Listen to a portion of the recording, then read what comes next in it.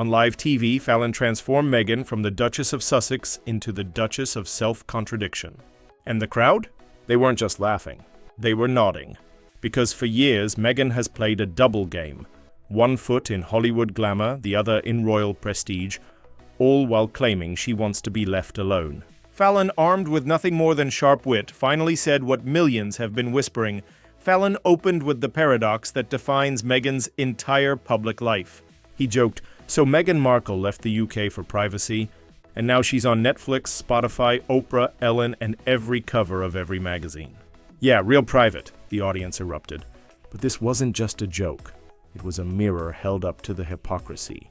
Since Megxit in 2020, Meghan and Harry have built their fortune on interviews, documentaries, and memoirs. Fallon's humor exposed the irony that Meghan's version of privacy looks an awful lot like relentless publicity. And the more she insists she's misunderstood, the more the contradictions pile up. Then Fallon twisted the knife with the infamous Spotify disaster. Remember Archetypes? The podcast that made headlines for its $20 million deal but vanished after a single, underwhelming season? Fallon mocked, "Even Meghan's microphone wanted privacy, that's why it quit after 12 episodes." The line stung because it wasn't just funny, it was factual. Spotify executives themselves admitted the deal didn't deliver. Meghan had promised groundbreaking conversations about female stereotypes, but instead gave generic interviews, awkward monologues, and very little substance. The world expected Diana 2.0. What they got was a PR campaign with poor execution. Fallon's audience laughed, but behind the humor was an uncomfortable truth. Meghan is running out of second chances. Fallon didn't stop there. He turned to the Netflix docuseries, the 6-part Harry and Meghan saga that promised to tell their truth. At first, it topped the charts, but the numbers quickly collapsed. Fallon roasted. That Netflix show was the most expensive therapy session ever filmed.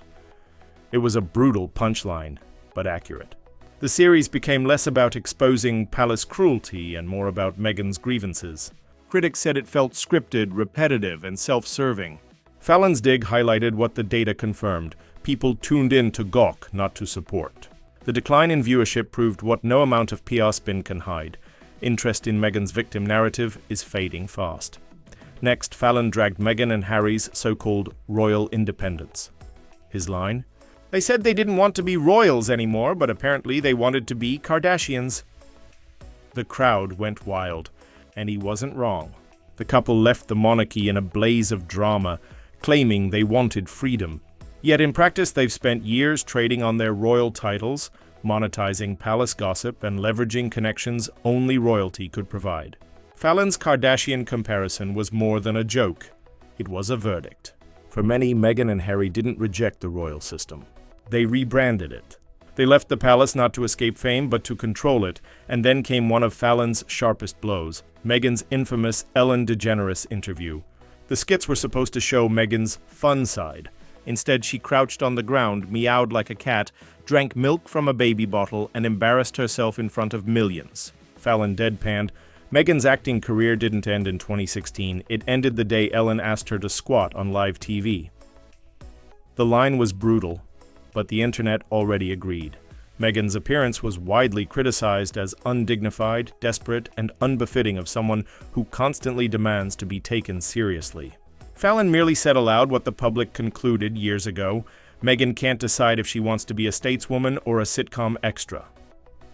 By the time Fallon wrapped his roast, the message was clear. Meghan Markle's contradictions, failures, and missteps are no longer whispered tabloid gossip. They're mainstream comedy fodder. And when late-night hosts turn your life into a punchline, it means the cultural tide has shifted. But Fallon was just warming up, because in the next part of his takedown, he went even deeper, mocking Meghan's endless victim narrative, her crumbling Hollywood connections, and the growing gap between her ambition and reality. After tearing through Meghan's public contradictions, Fallon didn't slow down. Now he zeroed in on her professional failures, her relentless self-promotion, and her growing disconnect with both the public and reality itself. The jokes weren't just jokes anymore. They were a scathing mirror reflecting Meghan's rise and rapid decline in Hollywood, society, and even among royal fans. The laughter in the studio felt celebratory, almost vindictive. Because what Fallon said was already being whispered in newsrooms, social media threads, and casual conversations alike. Fallon took aim at Meghan's Archetypes podcast, mocking the disconnect between the lofty promises and the final product. Princess Kate gets attention for initiatives that actually do something, he said, Meghan's podcast. It's the audio version of word salad. While Kate quietly champions mental health, children's welfare, and charity programs, Meghan produced generic discussions on stereotypes with little impact. Critics noted that Archetypes lacked depth, replay value, or relevance, a stark contrast to the expectations of someone who claims global influence. Fallon's joke highlighted the growing gap between Meghan's ambitions and what she delivers. Next came the line that had the studio roaring, "If Meghan had $1 for every time she played the victim."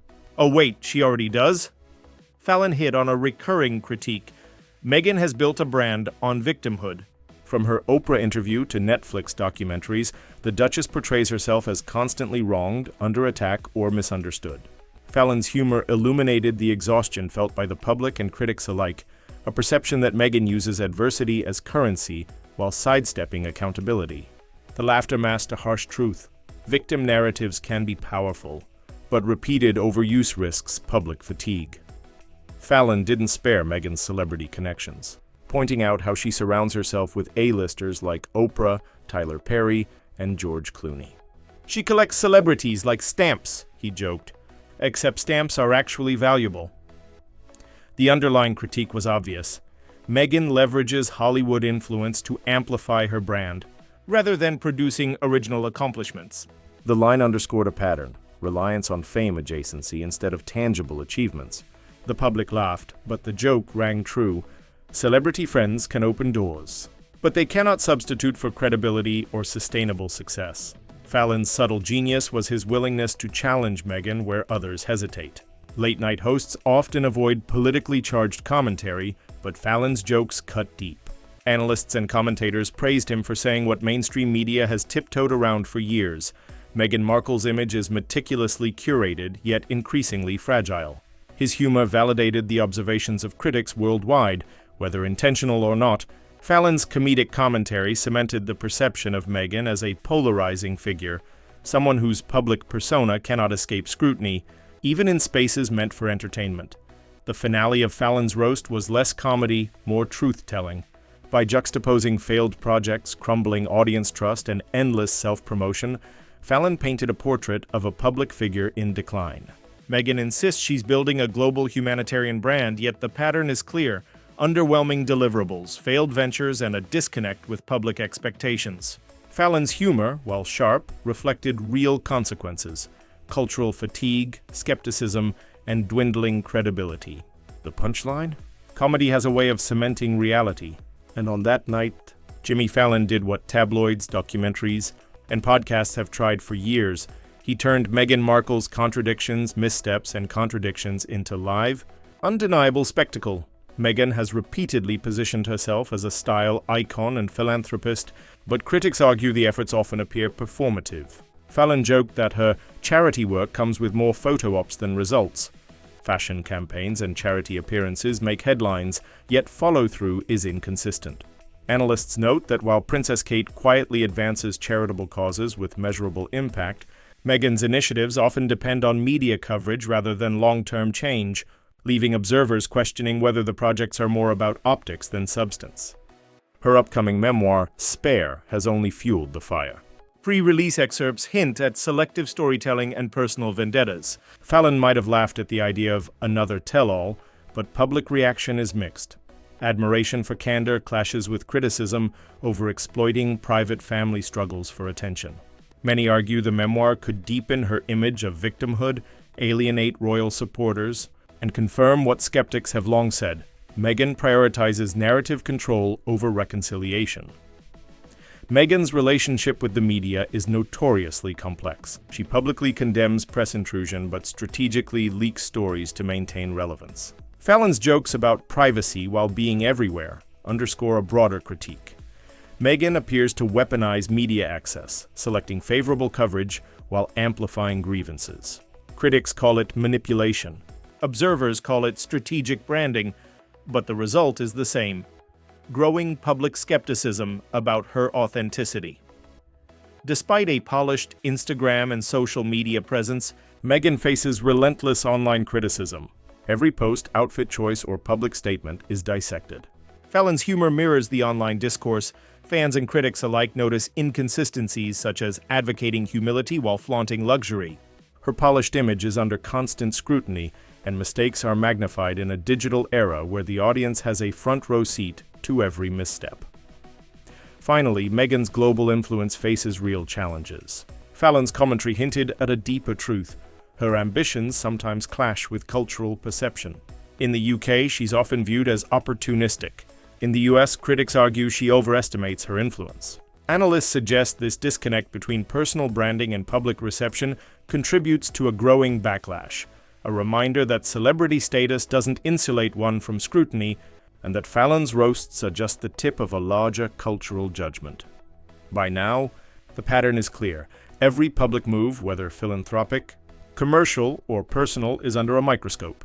Fallon's comedy may have been the spark, but the fire of critique is fueled by repeated contradictions, unmet expectations, and a public increasingly unwilling to overlook inconsistency. Meghan Markle, once untouchable in media circles, now faces an ongoing reckoning, one that's as relentless as it is public. Meghan's approval ratings have dropped steadily over the years. Surveys show that while her supporters remain loyal, a growing majority perceives her as inauthentic or opportunistic. Fallon's jokes about her privacy paradox and celebrity collection habits resonated because they reflect a deeper truth. The public is questioning whether Meghan's persona matches her actions. This erosion of credibility isn't just comedic fodder. It's a real reputational problem that impacts her brand, her projects, and her influence. Every deal Meghan signs, from Netflix to Spotify to speaking engagements, is analyzed for performance and value. Critics argue that several of these ventures under-delivered relative to the hype and investment. Fallon's humor about the most expensive therapy session ever filmed points to a broader issue. Meghan's financial choices are increasingly scrutinized, and public patience is thinning. When money, ambition, and media narrative collide, the backlash is inevitable. Her ongoing conflicts with the royal family continue to dominate headlines. Fallon's jabs about selective victimhood tap into a larger narrative. Meghan's actions are often framed as personal storytelling, but they have real-world diplomatic and relational consequences. Public debates about loyalty, respect, and responsibility frequently overshadow her charitable or professional efforts, leaving critics arguing that she has alienated allies while claiming independence. Meghan's attempt to leverage global influence sometimes clashes with cultural sensitivity. From misinterpreted social statements to advocacy that feels performative, Fallon's humor hints at a disconnect between intention and reception. Experts argue that the Duchess risks alienating both British and international audiences as public perception shifts from curiosity and admiration to skepticism and fatigue. This overreach contributes to the narrative Fallon amplified, one of ambition exceeding execution. Finally, Fallon's roast captures a broader reality. Meghan Markle's legacy is uncertain. While she remains a figure of fascination, her achievements are increasingly overshadowed by contradictions, failed projects, and public scrutiny. The humor underscores the lesson. Influence alone cannot protect against criticism, and narrative control is fragile. Fallon's comedic takedown wasn't just about jokes. It crystallized the public reckoning for a figure who once seemed untouchable. Meghan frequently dominates headlines, but not always positively. Every appearance, tweet, or interview becomes fodder for debate. Critics argue that this constant visibility undermines her claims of seeking privacy. Fallon's jab about privacy while being everywhere resonates because the Duchess's overexposure has turned curiosity into fatigue. Public attention has shifted from fascination to skepticism. Despite high-profile projects, Meghan's Hollywood career often underwhelms relative to expectations. From her acting roles to production ventures, results rarely match the hype. Critics note that leveraging royal fame can open doors, but success requires consistent talent and execution, something Fallon's humor subtly highlighted in the celebrity collection joke. Meghan has occasionally misread public sentiment, from miscommunicated statements to tone-deaf initiatives. These gaffes fuel criticism, reinforcing Fallon's portrayal of a figure struggling to balance personal ambition with public expectation. observers suggest that repeated missteps exacerbate skepticism and erode trust in her brand. Her relationships with the royal family and extended relatives continue to dominate media narratives. Critics argue Meghan often turns private family conflicts into public spectacle, which Fallon's roast indirectly highlighted. The result is a perception that she prioritizes narrative control over reconciliation, further polarizing public opinion. Finally, every controversy, misstep, or overreach compounds, leaving Meghan's long-term reputation uncertain. Fallon's humor crystallizes a larger reality. While celebrity can shield individuals temporarily, it cannot fully protect against scrutiny, declining credibility, or public fatigue. Meghan Markle's ongoing challenges illustrate that legacy is built over time, and hers remains contested, unpredictable, and fragile. Meghan Markle's journey is one of ambition, media manipulation, and cultural friction. Fallon's roast highlighted cracks in her image, but the story goes beyond jokes. It's about credibility, public perception, and the consequences of living life in the spotlight. Meghan remains fascinating, but her brand, influence, and legacy face a relentless public reckoning, one that continues to unfold every day.